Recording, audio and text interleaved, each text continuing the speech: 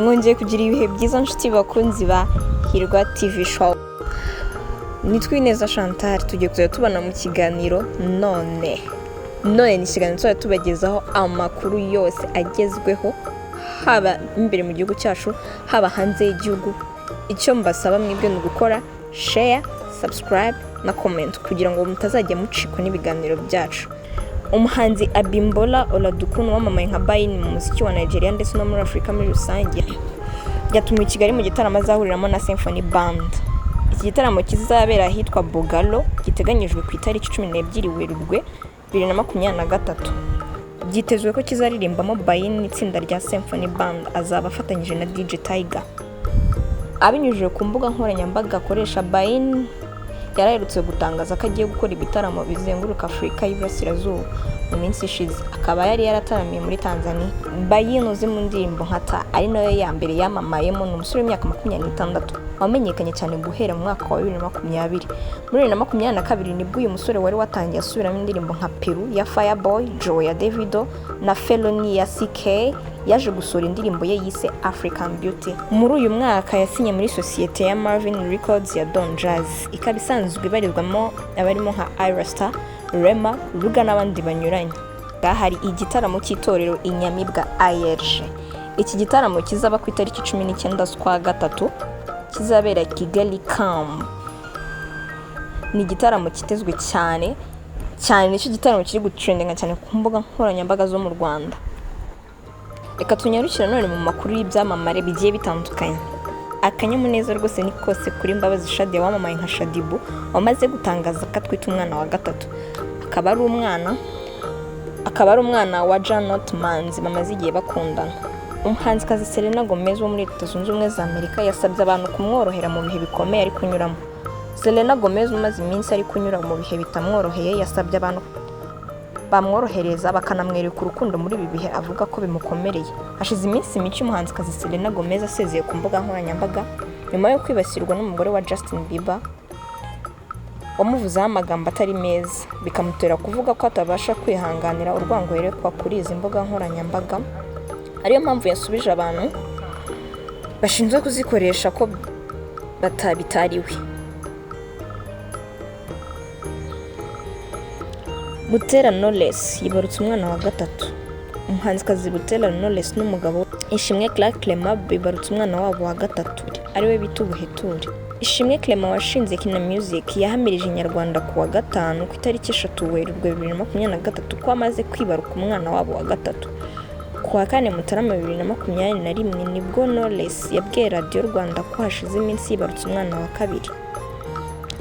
Yatangaje ibi nyuma y'iminsi yari ishize hari amakuru acacara ku mbuga nkoranyambaga yandikwa n'abantu banyuranye bavuga ko yibarutse.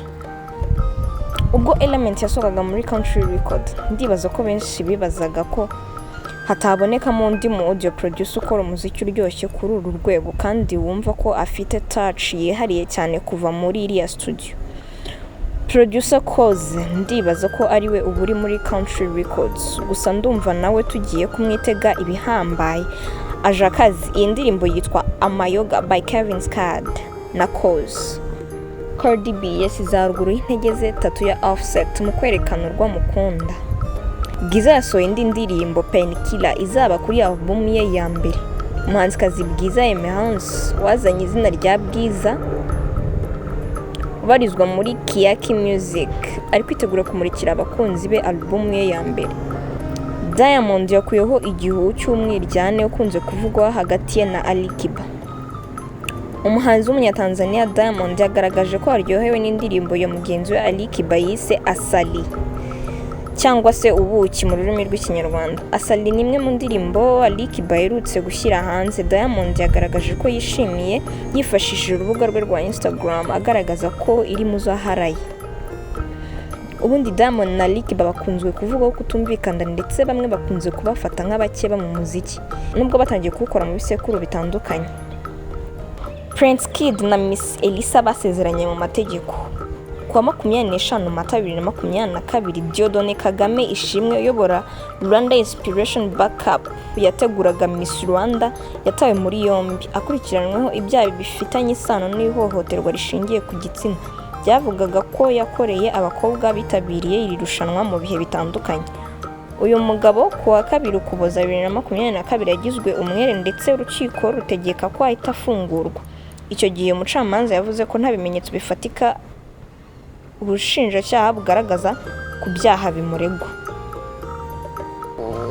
Reka turebe ayandi makuru. Nokia yahinduye ikiganiro cyayo muri gahunda igamijwe guhindura ibikorwa n'iterambere ry'iki kigo gikora ibikoresho by'ikoranabuhanga. Ni ubwa mbere Nokia igiye guhindura ikirango mu myaka 60. Ikirango gishya kiri mu nyuguti 5 zigize ijambo Nokia, kigaragara mu mabara yiganjemo ubururu. Umuyobozi mukuru wa Nokia, Pekka Lundmark, ubwo yari mu nama yiga ku ikoranabuhanga rya telefone ngendanwa iri kubera i Barcelona muri Espagne, yatangaje ko izi mpinduka zigamije kugendana n'icyerekezo gishya cy'iki kigo.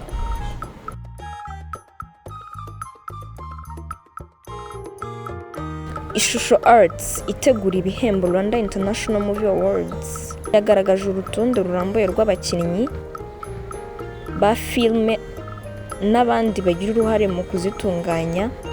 Gicamunsi cyo kuwa 5 batunganya bageze mu cyiciro cya nyuma cy'abataniye ibi bihembo. Abataniye ibi bihembo ni abo mu Rwanda, abo mu karere ka Afurika y'Iburasirazuba no mu bindi bihugu bitandukanye ku isi. Ni urutonde rwiganjemo abakinnyi basanzwe bazi mu ruhando rwa sinema mu Rwanda, ariko kandi hari filime z'amazina akomeye mu Rwanda nka City Maid na Seburikoko zitagaragara mu zahataniye ibi bihembo bigamije gushyigikira urugendo rw'iterambere rwa sinema yo mu Rwanda.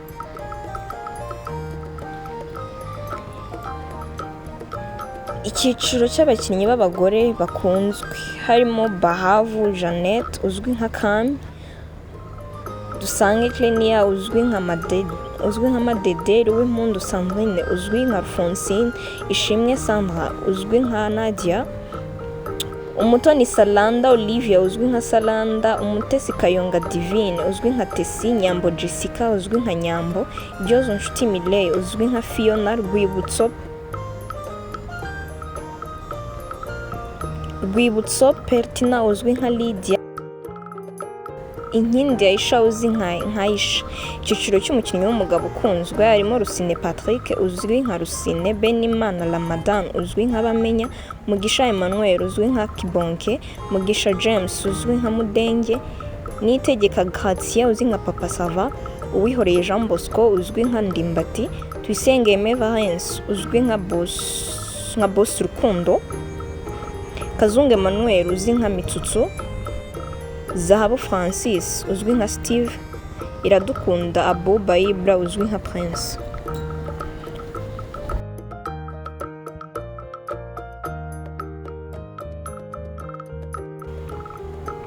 Mu makuru nanone ari kuvugwa muri politiki, Perezidansi ya Leta Zunze Ubumwe za Amerika yatanze iminsi 30 nk'igihe ntarengwa cy'uko TikTok application yakozwe n'Abashinwa igomba kuba yavuye mu bikoresho bya leta. Mu rwego rwo kurinda amakuru ya Leta Zunze Ubumwe za Amerika, inzego za leta zose zigomba guhagarika TikTok muri telefone na systeme zikoresha. Iri kumira ryategetswe n'Inteko Ishinga Amategeko umwaka ushize, rije rikurikira ibyakozwe na Canada, umuryango w'ubumwe bw'Uburayi, Taiwan na leta zigera kuri 1/2 cy'izigize Leta Zunze Ubumwe za Amerika.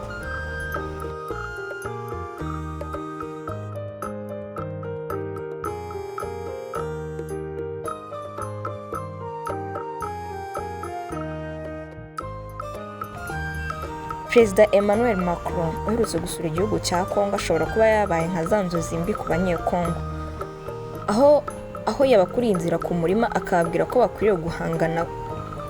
ko bakwiriye guhagarika gushinga amahanga ibitagenda neza mu gihugu cyabo. Macron yakomereje uruzinduko rwe muri Afurika, muri Repubulika Iharanira Demokarasi ya Congo, nyuma yo kuva muri Gabon no muri Congo Brazzaville. Kuwa 3 yageze i Kinshasa yakirwa na Minisitiri w'Intebe Sama Lukonde, nyuma yo guhura na Tshisekedi ndetse bakaganira ikiganiro n'abanyamakuru. Ubwo cyatangiraga mu magambo ya mbere ya Tshisekedi harimo ingingo ijyanye n'uko igihugu cye cyatewe n'u Rwanda mu rugamba rudasobanutse. Abanyamakuru bo muri Congo nabo bari muri uwo murongo, babaza Macron impamvu igihugu cye kidafatira ibihano Rwanda. umunyamakuru wa radio Okapi yabwiye Macron ko FDLR yinjiye muri Congo kubera uruhare rw'Ubufaransa nyuma y'uko abagize uyu mutwe bari bamaze gukora jenoside mu Rwanda. Yakomeje avuga ko ubu uwo mutwe ngo umaze kwica abanyekongo barenga miliyoni 10. Ati nimwe mwabinjije, niki muteganya gukora kuri icyo kibazo cy'umutekano muke mwateje mu Burasirazuba bwa Kongo? Macron mu kumusubiza yavuze ko yiteguye gufungura amadosiye yose y'amateka y'ibyabaye nk'uko yabikoze ku mateka y'u Rwanda. Ati niba ari icyifuzo cya Perezida Tshisekedi, niteguye gushyiraho komisiyo yigenga y'abanyamateka igomba kugaragaza uruhare rwa buri wese. Yabwiye abanyekongo ko guhera mu 1994 imitwe myinshi yitwaje intwaro yavutse muri Kongo, ikigarura umutungo kamere w'igihugu ndetse igahungabanya umutekano. Ati kuva mu mwaka w'1994 ntabwo ari ikosa ry'Ubufaransa. Mumbabarire kuvuga gutyo, mwananiwe kurengera ubusugire bw'igihugu cyanyu, yaba mu buryo bwa gisirikare, mu bijyanye n'umutekano, mu miyoborere. Uko niko kuri. Ntabwo mukwiye kujya gushaka abo mushinja abo hanze kuri iyo ngingo. Reka tubanyure none mu nkuru. Hari inkuru ziri hanze aha ngaha ushobora kwibaza niba ibintu byarabaye, ariko niko kuri. Umunyakenya wiyise Yezu Kristo ahangayikijwe nuko hari abaturage batangiye imyiteguro yo kuzamubamba ku musaraba.